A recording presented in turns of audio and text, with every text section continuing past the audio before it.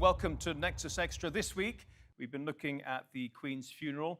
It was an enormous event, of course, for the nation, but it was also an enormous political event. A lot of diplomacy was exercised, and some people's feelings were rather hurt when they didn't receive an invitation. You'll know all about that. One man who certainly got an invitation was President Joe Biden. Here he is in the presidential limousine, a motorcade, driving through central London. Now, unlike other world leaders, except the Chinese vice president, there was no bus for him. Remember Macron, the president of Kenya, so many of the world leaders and royalty and so on were queuing up for buses. Quite the sight. I don't think I've seen anything like it before. Of course, at the Abbey, the special treatment for Joe Biden came to an end, and he had to sit where royal protocol dictated. He found himself sat on the 14th row just behind the Polish president, many Commonwealth leaders too. Donald Trump, well, he poured scorn on the seating arrangement, saying it showed how far America has fallen in the 2 years since he's been gone. And he claimed, if I were president, they wouldn't have sat me back there, and our country would be much different than it is right now. We looked at that claim in the main program, and we're going to look at it now with Matt Tito, a Republican political strategist in Florida. He's also a big Trump supporter. Now, Matt Tito, let's start with your feelings when you see President Joe Biden on the world stage, and in particular on Monday at the Queen's funeral. Well, he's an absolute embarrassment to the United States. He even showed up late to the ceremony because he did have, like you said, an exception to fly his jet in there and also to take the Beast, which is the limousine that he uses, to get to the ceremony, which, because of that, made him show up late.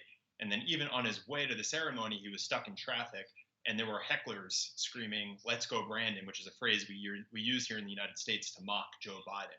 So even over there in London, he's getting mocked by the people there because of the embarrassment that he is. And so when he showed up, he sat in the 14th row, 7 rows from the back, behind leaders like the president of Poland and the leaders of Canada and France and also Australia. And like Donald Trump said, he said it best. He said that, just like in real estate and life and politics, location is everything. And when you have the leader of the free world, the United States of America, sitting 14 rows back in the ceremony, it looks weak. Now, Matt, to be fair, one of our previous guests, a British journalist with quite intimate knowledge of royal protocol, he explained that actually there was nothing any president could have done to have improved their seating arrangements. And the reason for that is because it was the royal household, royal protocol that dictated that the first rows are for royalty, and then after that you have Commonwealth leaders, and then European leaders, and then you have the Americans. Are you saying that President Trump would have insisted on a more prominent position? Yeah, absolutely. I'm saying President Trump wouldn't have gone if he didn't sit closer. That's the kind of person that he is. Love him or hate him, that's just his attitude.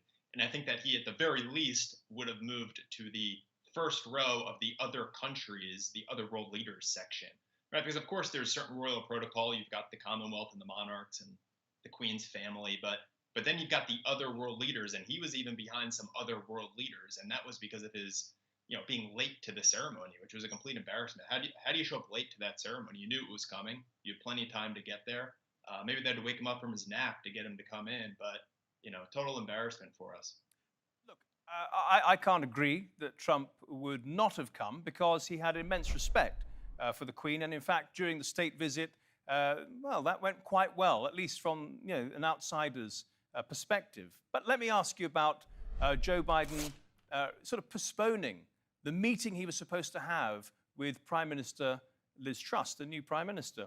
He was supposed to go to Downing Street and have an informal chat with her. He then put that off until the UN General Assembly in New York. They've had the meeting now, but, local sources say that it was a bit of a snub for what is supposed to be your closest international relationship, the special relationship. Can you tell me what do Republicans make of Biden's move there? Well, under President Trump, as you know, he tried to get along with all world leaders, and he was mocked and ridiculed for it. He had a great relationship with the leader in North Korea. He tried to get along with Putin and other world leaders and the leaders of China and other countries. And the reason for that was to get along with people so we don't all go to war. And ever since Biden has been in office, he just snubs people. He doesn't get along with other countries.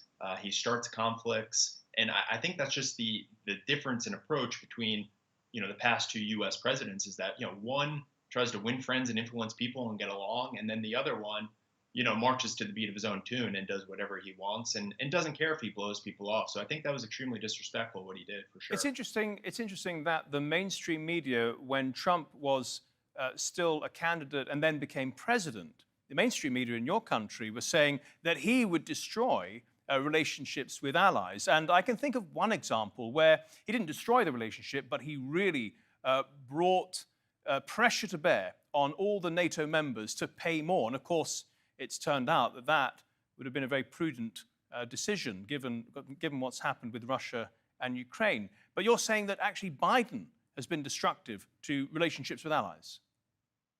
Yeah, I absolutely think so. I mean, what Trump was trying to do is just trying to get everyone to pay their fair share in NATO. And so, for America to be the protector of the world, there's a certain price, there's a certain cost associated with that falls on the shoulders of the American taxpayers. And, President Trump was sticking up for the middle class, sticking up for the taxpayers in America, basically saying, we don't deserve or we shouldn't be paying to protect and police the entire world and all of the NATO countries. And basically he made it known to everybody that you got to pay your fair share if you want NATO to continue. And under President Biden, he hasn't been that forceful. And so I think he's actually been more of a disruptor in terms of, not really keeping the other countries accountable for, the amount of effort, the amount of work that we put in to keep NATO together. Matt, just one last question for you. I've noticed that President Trump has given some interviews quite recently, and he has indicated that he will run again in 2024. Do you believe he'll run again? And are you gearing up to support him? Absolutely. I think President Trump is going to announce pretty soon, probably after the midterms here in November.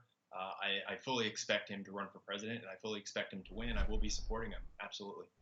Well, thanks for watching our program. If you liked it, please give it a thumbs up, share it with your friends and family, and even subscribe.